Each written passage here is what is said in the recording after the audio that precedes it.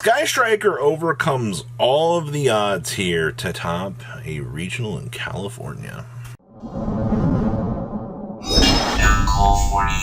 One big 30% of you that are wondering why I always say this, smash the crap out of that subscribe button, and I won't have to address you anymore. So what's going on here out of the Santa Clara, California regional here? We had 3 cashed. Oh, God, man, why? Can we get some sort of change here? I would love to be able to see Cashier, become a former shell of itself, where we become excited to talk about this deck, right, guys? You know what I mean? Like, it's the same infinite cycle with this deck. But good news here. I mean, we got some excitement out here. Super Heavy Samurai only had 1 representation in Top Cut. Actually, I don't know if that's a good thing or a bad thing or not, because if that's the case, then where's the rest of the meta? We also had 1 Math Mech in Top Cut. Well, this is actually kind of scary. Math Mech has kind of started to recede at this point in time. Some circular in the rest of like the OTK factor that the deck has had. Don't get me wrong. I mean, like, circular reveal, start game is very scary, but because, you kind of got the polar opposites of the format. Droll is an absolute monster right now. There's a lot of things that are kind of going wrong for the deck, so that's something to kind of keep in mind here. We also have a Labyrinth on the run back for this event, so even though it's only like 1 Labyrinth deck in Top Cut, I'm still happy to see it. Like, Labyrinth, outside of, I think, was it the 1 Nationals for Sweden, this deck hasn't done a lot. We also had Sprite Adventure on the Top Cut, which actually was the 8th place deck creeping in, so like the deck barely made it into Top Cut. And then we had a blind going second Sky Striker deck that actually took down 3rd place, which I think is also pretty impressive. But I mean, once again, old reliable, where you hit the go sec button and you play the game. It still works. That's I guess that's the best thing to really say about that.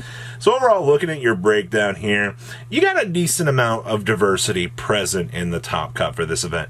The wildest thing is by far Blind Second Striker, but I mean, Blind Second Striker is always going to kind of be one of those wild decks out here for, honestly, the Wild West that, will just kind of take things by storm. But with how the metagame has been shaping up, just kind of looking at everything here, it's got a little bit of diversity, but in other regions, it is nowhere near this healthy. So that's kind of something that you got to keep in mind. Don't let the illusion, fool you. It's bad in other places. Let's pass on over to those deck lists. Winning our event here is, oh boy, none other than, yeah, you love to see it. Hi, Cashier. How are you? So I guess the most exciting things here, I mean, we're on Triple Ash, Triple Shifter, Triple Gamma. But we're feeling daring today because we opted only for 2 Droll and Lockbird while citing the 3rd. Ooh, tech choices. This build also, interestingly enough, we had Dark World and Amours down here on the side. We've kind of seen this card starting to come back into the spotlight for this deck because you need ways to kind of navigate some of those more oppressive boards. Yeah, who would have guessed? If your opponent's able to set up a whole bunch of negates, like, this deck kind of needs a way to play around it. It's not like this deck has, huge outs to some, the most annoying boards out there. But yeah, outside of that, it's very standard. I mean, no thrust needed. You have books for defensive options. Looks pretty straightforward, honestly. Next up here is our Super Heavy Samurai variant. You want me to be completely honest with you here? I think this is by far the biggest tech choice in this deck, because we're not playing the machine kaiju, but triple Fenrir. Honestly, I think for the builds that I've seen actually play Fenrir, it's usually been a 2 of. This is one of the first builds I think I've seen that actually extended this into a 3 of. We are seeing the Spider Orchard down there as a spell and trap pop, and then the triple Swash de Floor for the additional popping as well. And then the Malong has actually started to see a lot of play in this deck too as of late. To be honest with you, when you get your coverage that a deck like this has, I mean, you're able to cover, your spell and trap outs that you needed with these. Yeah, congratulations. You've 40 monsters in the main deck, 15 more on the side. It's literally, 70 monsters the deck, and it's able to play out beautifully. Next up here was Blind Super Heavy Samurai. We're actually main decking Hamp here. Okay. This is kind of interesting. You know, I expected to see evenly matched in here, but we're only siding it. This build doesn't even care. I mean, to be honest with you, you slam down the draw and lock bird, you get the game back to your turn against Super Heavy Samurai. You kind of go ahead and try to set up as much as you can. You still have the cheese linkage OTK. I mean, yeah, buy steals are running around right now, and they're going to be something that you're going to have to deal with. But all things considered, I mean, like, you may as well roll and see if you can actually try to win the game. I'm sure the OTK actually came up once or twice. But outside of that, looking at like how the rest of this deck works, the Herald of the Abyss is pretty cool coverage for Purely. Speaking of Purely, where's that deck been this format? Next up here, we have IKEA and Friends. This build opted to not main deck the Eradicator Epidemic Virus, which I'm actually kind of happy with.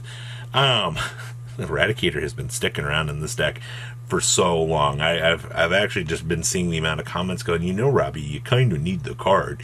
It's very important. Yeah, you can side it depending on your matchup. I mean, all real things considered, it's pretty strong. I do see that we did opt for Ghost Ogres and Gammas in here with no Drolls. To be fair, I feel like the coverage you get from this is good.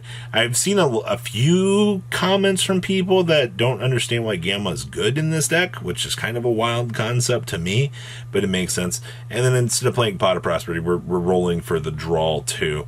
I mean, yeah, we're cost you triple Chaos Angel to actually be able to play that, but you know, the extra resource that you do get from this can actually keep you in the game. So you got to remember, card advantage is going to be king. Next up is Mathmech here, and we are playing Firewall shenanigans in here. So we have seen regular Mathmech actually function in other regions here, but to be honest with you, kind of depends on how things are going here. So first immediate things, I mean, we're on standard hand traps here with Ghost Mourner Moonlit Chill, another bridge target for this. And then, of course, we're doing the Firewall Defensor and the Firewall Guardian shenanigans in here, so you can go ahead and do your thing. And then, of course, there is the Neo Tempest Terahertz. Yes, we are getting some value out of this. There have been builds that have popped up that are playing Singularity. I mean, you kind of pick your flavor of Firewall Dragon if you want to get really saucy out here, but it really kind of comes down to, you know, how are you expecting the deck to handle things? And, I mean, what is your overall coverage for this deck? I mean, this build's coming in at 43 cards, so that's already a lot as it is. Next up here, we have our secondary Kashtira list. Oh, so much Kashtira, man. Interesting thing about this list, I mean, we're on double Ash, triple Shifter, and triple Droll. I love the fact that this deck is like, hey, you know, we can go ahead and get saucy today. We don't have to play, you know, large amounts of Ash Blossom and Joyous Spring. And then, of course, this build is playing... Well, we're getting away with one Nibiru. If you see it, it's okay. I mean, it's cross-out target, right? But where's the cross-out? You really do get saucy for these hand trap ratios. And then, of course, we are playing Lava Golem to take care of anything that the opponent sets up. A lot of this side deck down here is also very tacked out. I mean, like the one thrust, you have Dimensional Barriers down here, you have double Ghost Bell. I don't like a lot of these ratios for this list, but it was successful, so I can't discredit it really too much at the end of the day. So very, very interesting just to kind of see how things are coming for this. And then the last list that we have here is our hi.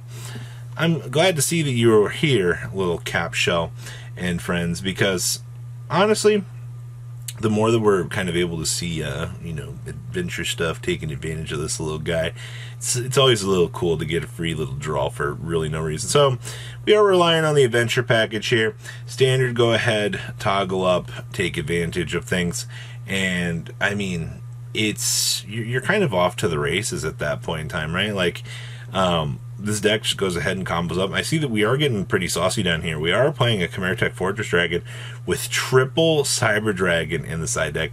And there's also an Archlord Christia in here as well. That is a lot to take in, actually.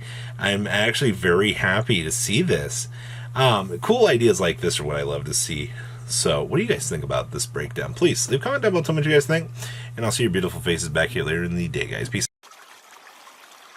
Patrons, thank you.